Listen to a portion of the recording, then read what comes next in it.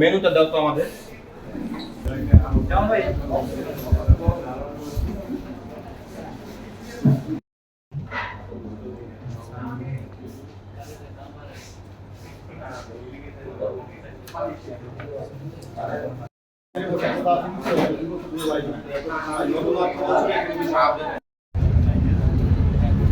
কোন দেন না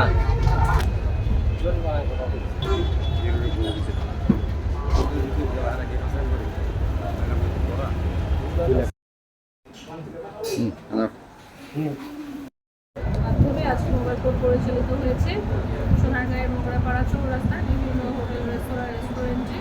আমরা মোট 3টা হোটেল রেস্তোরাঁকে জরিমানা করেছি। এর মধ্যে সুলতান ডাইট, বৈশাখী আর ছিল হচ্ছে শিকদার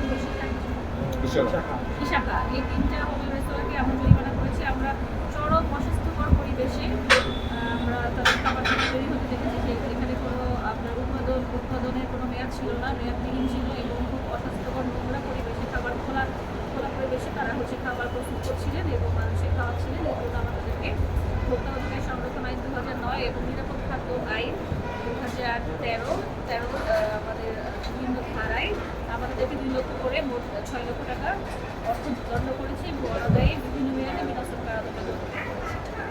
এই ধরনের অভিযান আমাদের অব্যাহত থাকবে। এটা একটা মেসেজ অন্যান্য যে রেস্তোরাঁ এই ধরনের স্বাস্থ্য বিধিগুলো প্রতিপালন না করে খাবার সরবরাহ করছে মানুষকে এবং মানুষকে